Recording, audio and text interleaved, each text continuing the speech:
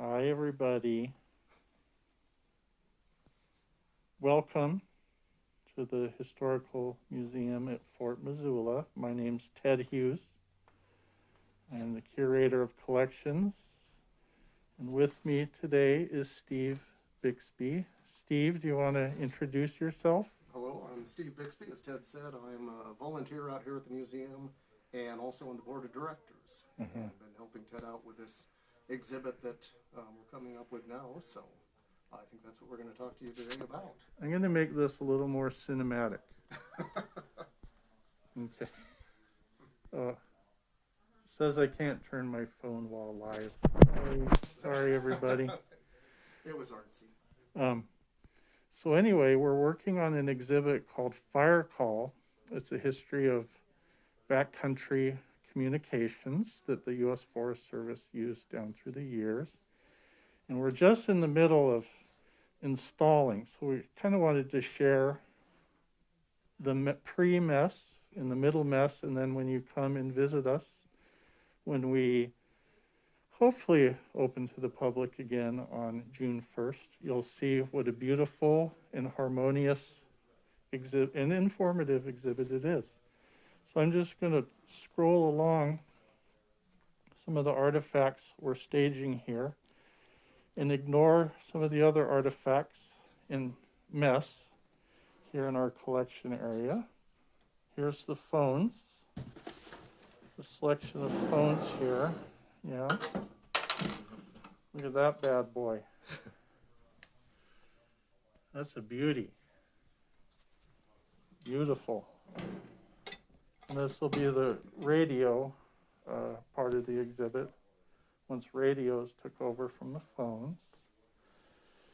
So let's mosey into our north gallery here so you can kind of see where we're starting. This will be our little pretend ranger station.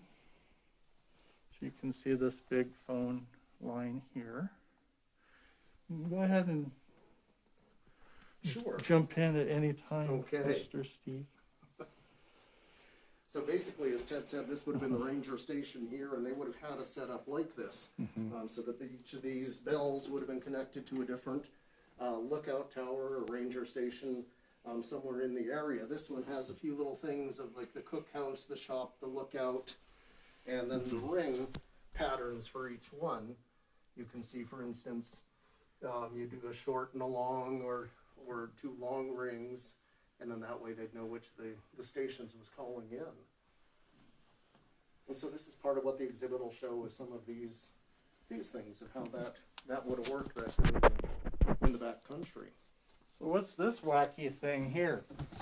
So this would have been in one of the lookout towers, and that was kind of the safety spot. So when a lightning storm was moving in, you had to get somewhere safe. Even though everything in there would be grounded, you could go sit on your little stool or stand on the stool and watch for where the lightning strikes were. And so you can see the clever use of telephone insulators.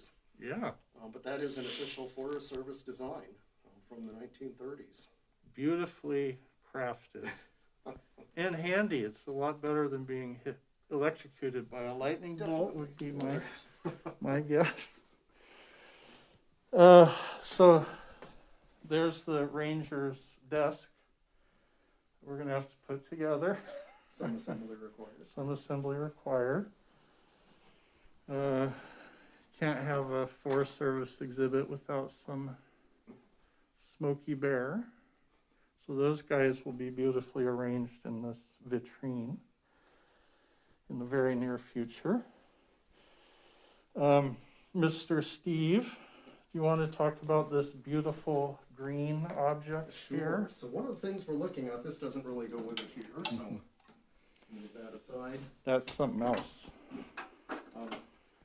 So part of the exhibit, what we're going to be looking at is kind of the history of how they progressed through the different things in order to be able to communicate in the backcountry. And so they tried things like the telegraph. They even tried dynamite. Yeah. Signaling with audible signals and flags, the semaphore type signal flags. Mm-hmm. And so we're going to be explaining a little bit about all these different things and how they tested these out to begin with. And then ultimately they decided on the telephone as being the most practical. At that time, the radio just wasn't quite up to speed and didn't work well in the back country for a two-way radio. And so eventually they started stringing up the tree wire or tree lines, and that's something we're going to be talking about. Yeah. Ted has made up some beautiful panels here that kind of walk you through how you would install one of these. Yeah. It wasn't just I always kind of thought it was just kind of a random process of hook it to the top of trees and hope it'll work, but it was very, very scientific. So if anyone at home wants to run their own miles-long telephone line, come to our exhibit. Exactly, there is how you do it. Some of the other kind of interesting things that we're going to be talking about here are sort of the progression of how they went through different insulators even. There's kind of a neat little story of why they started out round, eventually went to the darker colors because that was too visible and people started shooting those things out for target practice. So it's kind of a very interesting little evolution just of those alone that you wouldn't have realized. Eventually, back to Ted's question here, lookout towers were kind of the end of the line for a lot of these telephone lines. And so they'd run it up to the lookout. Obviously, that way then they could get the information down to the ranger station as quickly as possible and get a fire crew sent on out. And then too, if anybody was in the area and saw a fire, you knew to go to the lookout tower and they would most likely have a little prank telephone and you could ring on down to the station and call on in. So this little corner here is going to be kind of our simulated lookout tower. And so this would be the base here. A firefinder would be on top of this. We're going to have to do some stretches before we lift that up onto the... Unbelievably enough, it's called a portable firefinder base, and it probably weighs, what, over 100 pounds, I think. So it's anything but portable. But that would go on top here. The map, circular map, would be in the center there. And so we're going to have that up here so people can kind of take a look and play with that a little bit and see how it would work. Yeah. But ladies and gentlemen, I just want to emphasize again that Mr. Bixby here built this specifically for your Specifically for this. edification for this Somewhat exhibit. based, we'll say, on the official Forest Service plans, but Yeah. some liberties were taken too. That's really cool. But eventually, of course, the phones were replaced by the radios, and they moved into, I don't think we have any in here, but moved into kind of the more modern technologies once they started figuring out all the finer points of those. Yep. But we'd like to kind of show this. If you've ever been out to the museum and been up to Slide Rock Lookout, you know that's kind of set up to look like it would have when it was built back in the mid-30s. And it has the crank telephone in there. And that really is one of the things that I think kind of got this whole exhibit going, was just kind of the questions and the interest that people had when they'd go up there. As I mentioned, I like volunteering here, and so I'd go do some of the school tours. Kids absolutely loved these old telephones. Oh, yeah. The concept that that's a phone was just so novel to them. I didn't get questions like these, but I've heard of other ones where the kids would ask questions like, how would you take a picture with this telephone? Or one kid asked, how do you carry that thing around in your pocket? Yeah.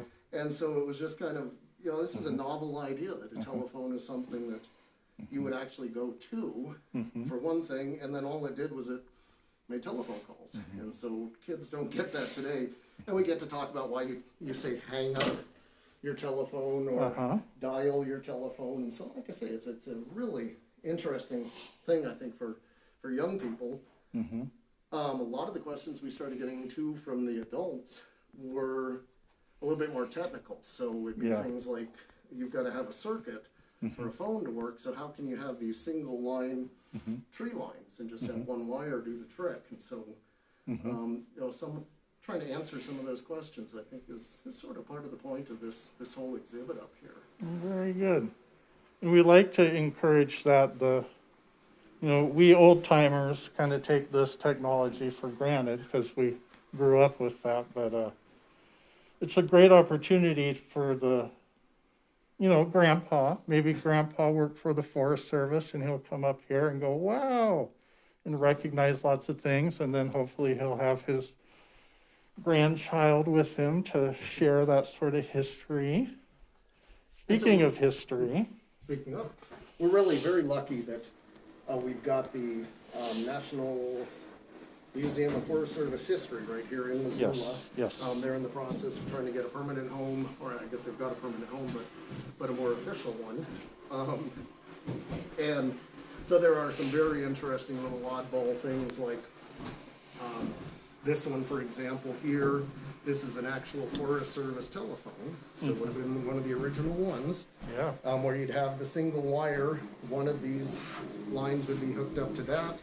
The other one would be hooked to a wire that would just be stabbed into the ground or hooked up to some metal rod, or I've even heard of putting it around an axe and chopping the axe into the bottom.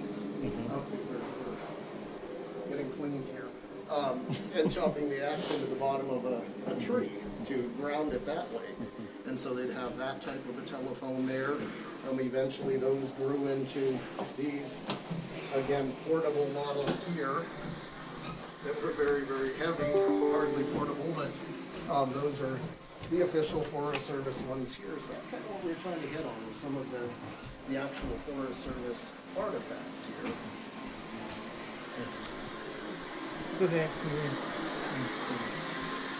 That's our amazing cleaner who's come in above and beyond the call to the duty, Danae.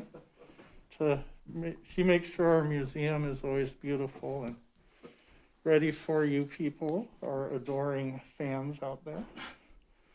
And as we progress through, like we talked about a little while ago, we want to show how it kind of went on from there to some of the early day radios. So once the technologies from World War II could be put to use, they started making actual Forest Service radios. Radio phone. Radio phones like that, which again moved into slightly boxier ones. And so once this is all kind of a nice Motorola, a little more organized, it'll be kind of a progression, hopefully, to show how then things... the 70s handheld guys there. Again, not quite like your cell phone today, but no. Same technology.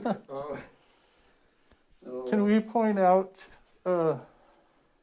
who designed this phone, innovated this phone? This man right here, a guy by the name of R.B. Adams, nicknamed Ring Bell Adams. See, there he is with the phone. Yes, that's the exact phone there that he designed. So he's the one who came up with this little phone that I was just showing you there. One thing you'll notice with that phone is it doesn't have a crank on it. So it has some old batteries inside there, but there's no crank. So it can't ring the bells down in the ranger station. So instead it had to be hooked up to something called a Howler. And that is a Forest Service Howler there. That would be hung on the wall like so. And when a call came in, it would make a big squawking noise, and that was how you know somebody's calling. So again, and if you're out chopping wood or whatever, it was so loud that you could hear it.